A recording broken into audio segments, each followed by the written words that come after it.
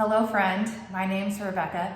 I'm super excited to be here with you for Camp Sanguinity Under the Stars to share some instructions on how to solve a Rubik's Cube.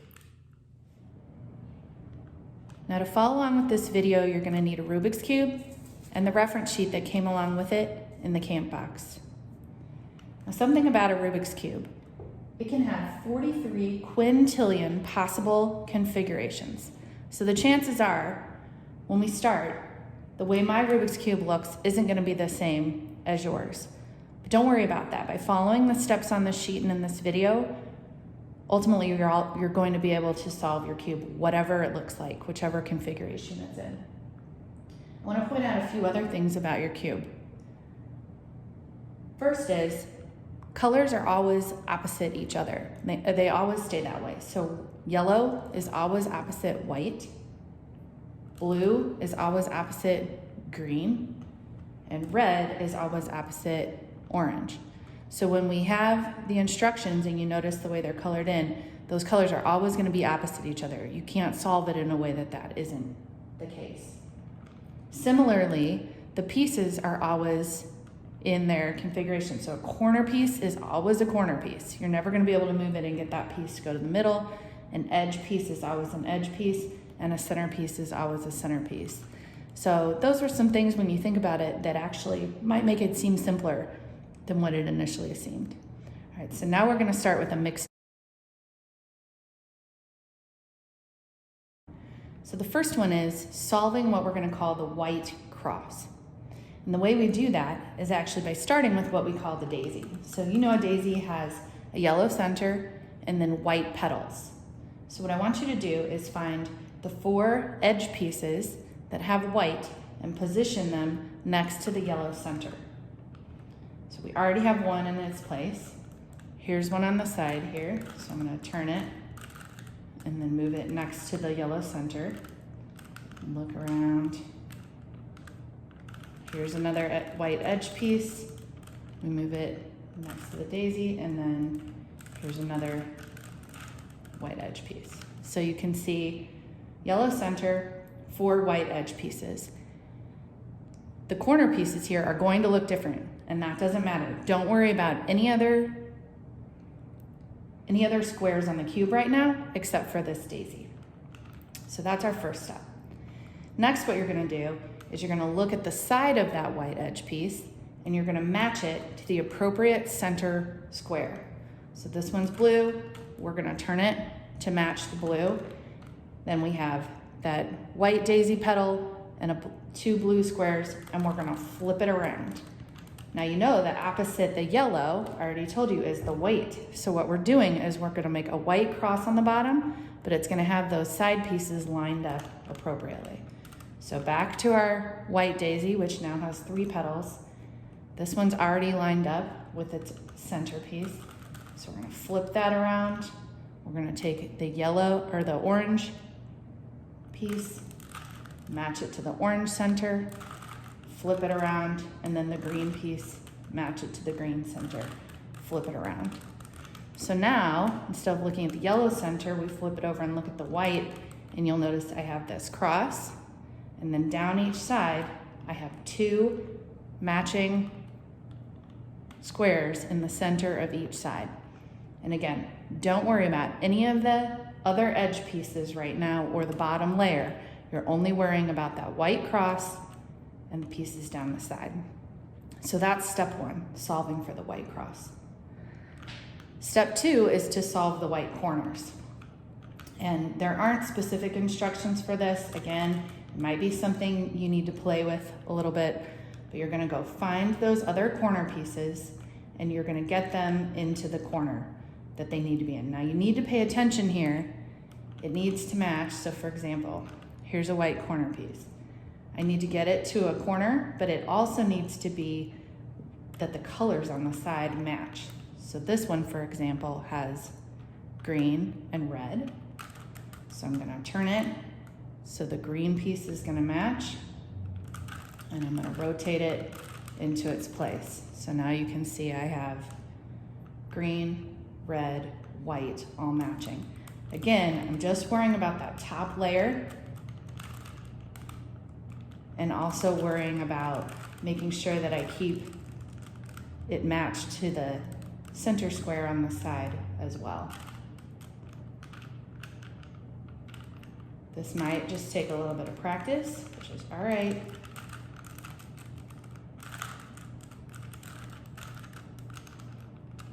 Take your time. So after this step, you're gonna get some very specific instructions. Okay, so at the end of step 2, solve the white corners. You should have the whole white top complete, the whole top layer complete, and each side should be by its matching centerpiece. And again, you don't have to worry at all about the bottom layer or the middle corner, or the middle edges rather. So now we're gonna move into step 3. And step 3 is where your instruction sheet starts to have some algorithms to it. So I'm gonna flip it. So we're gonna pause here so I can explain the letters that you're gonna see on your instruction sheet. I've set the cube we were working on aside, and I'm gonna demonstrate on this cube what these different letters mean. So first you have the letter U, which means the upper layer. So when you see a U, you're gonna be moving this upper piece. Now, sometimes you're gonna see a regular U, and sometimes you're gonna see a U with a little mark or apostrophe next to it. If you see a regular U, that means you're gonna turn the upper layer clockwise. So a clock goes this way around to the right, so you would turn the upper layer clockwise. If you see a U with a hash mark, you're gonna turn it counterclockwise. So you would turn it the opposite direction to the left. That's how to think of the instructions where you see a U.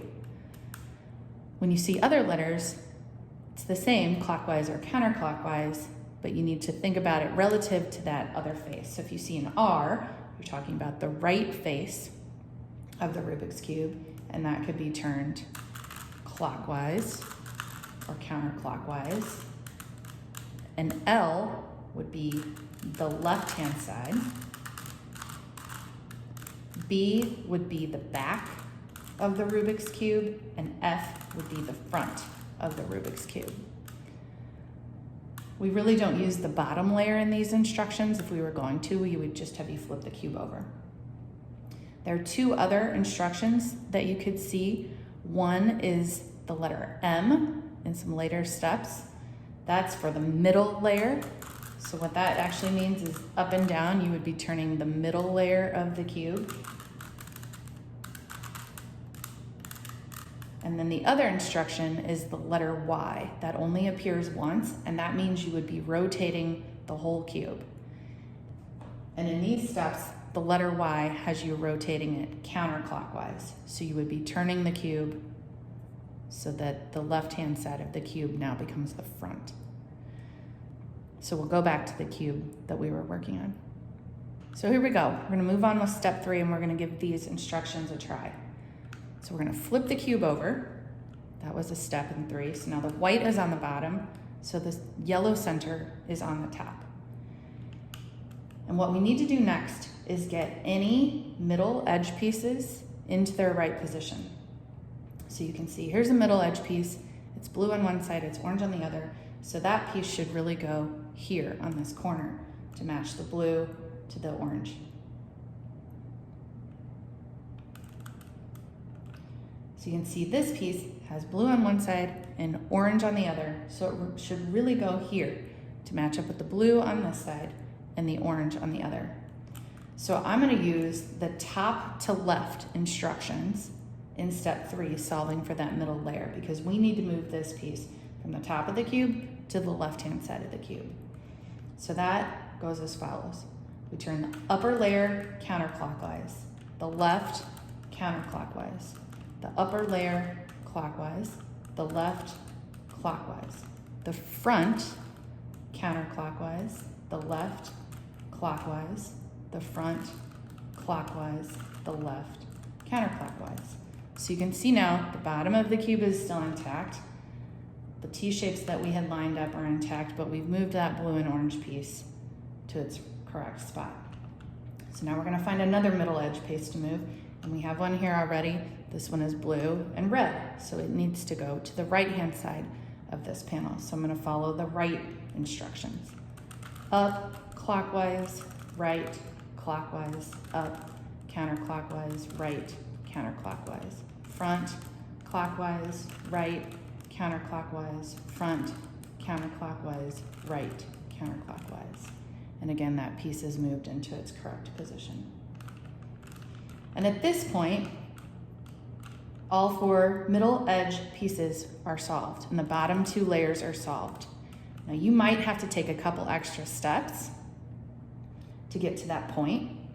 And in some cases, you might have a middle edge piece that's in the wrong position, in which case you would have to do those steps backwards.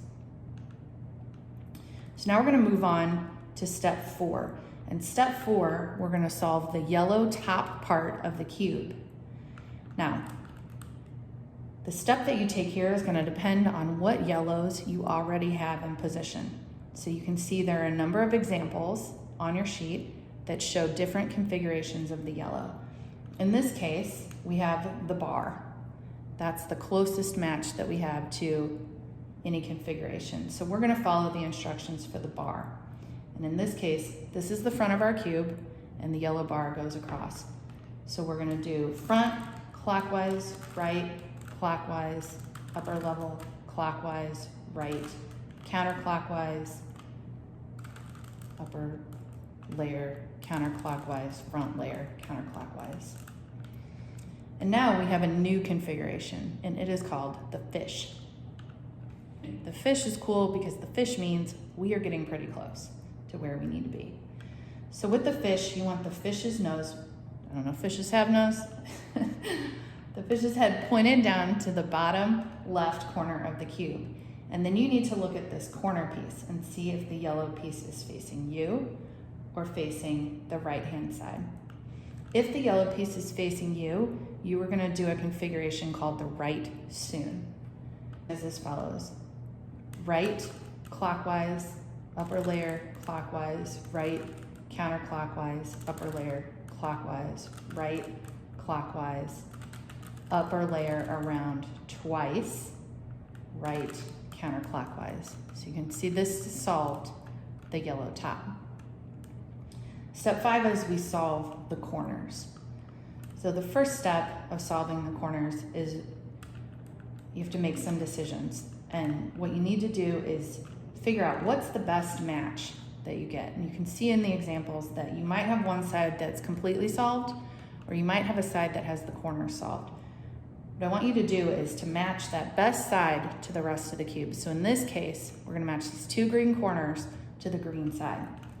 And then we're going to do the algorithm in step 5. It goes right, counterclockwise, front, clockwise, right, counterclockwise, back, around 2, right, clockwise, front, counterclockwise, right, counterclockwise, back, around 2, right side, around 2. So you can see this got all the corners into their right places, because when I turn, I can match up the greens, the orange, the blue, and the red corners are all solved. So that takes us to step 6. Again, we're going to put that best solved side in the back, and then we're going to look to see what configuration our last pieces are in. In this case, we have the orange that needs to go counterclockwise around. That would bring the blue here and the red here. So I'm going to do the algorithm for swapping 3 counterclockwise. And that would be right, clockwise, upper layer, counterclockwise, right, clockwise, upper layer, clockwise, right, clockwise, upper layer, clockwise, right, clockwise, upper layer, counterclockwise, right layer, counterclockwise, upper layer, counterclockwise, right around 2, and we have a solved Rubiks Cube.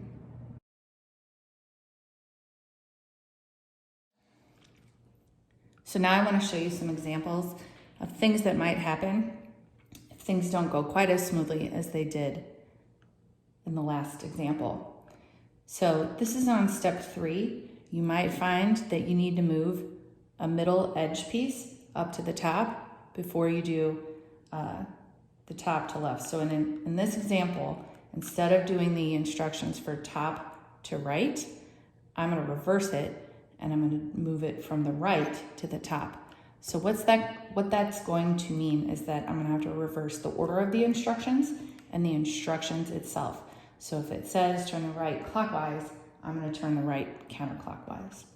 So we're gonna do right counterclockwise, front clockwise, right clockwise, front counterclockwise, right clockwise, the upper layer clockwise, right counterclockwise, upper layer counterclockwise. So you can see we've just moved that red-green edge piece from the side to the top. And now I can line it up with the green, and then I can do the upper to left instructions to get it into the right place. Last thing I want to tell you is for most of these steps, when you follow the instructions, you're going to get it to where it needs to be. That's with the exception of step number 4. Step number 4, you really just need to repeat and repeat and repeat until that top yellow layer is solved.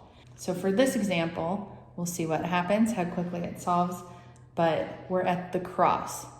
So I'm going to do the right soon on the cross. So that's right clockwise, the upper layer clockwise, right counterclockwise, upper layer clockwise, right clockwise, upper layer around twice, and then the right down. And that got me to the fish. The right soon on the fish typically solves it. So we're going to do right clockwise, upper layer clockwise, right counterclockwise, upper layer clockwise, right clockwise, upper layer around twice, and it solves it. I'm going to give you one last example of how that step 4 might work. So in this example, we have this configuration of yellow on the top. The bottom 2 layers are solved. We're at step 4. And the closest thing that this configuration resembles is the hook. So I'm going to have the hook facing off to the left, and I'm going to do the algorithm there. Front, clockwise, up, clockwise, right, clockwise, up, counterclockwise, right, counterclockwise, front, counterclockwise. And that gets me to the fish, but in this case, the yellow corner of the fish is facing the left. So we're going to follow the instructions for the left soon. So this is that example where we have the Y hash where we're going to turn the whole Rubik's Cube counterclockwise. So we have a new front side, and then we're going to follow the rest of the instructions. So that's left counterclockwise, up counterclockwise, left clockwise, up counterclockwise, left counterclockwise, up around 2, and the left, and we have the solved top. So there you have it. Hopefully these instructions have helped you better understand a Rubik's Cube and even to solve one. Have an awesome camp and a really great summer.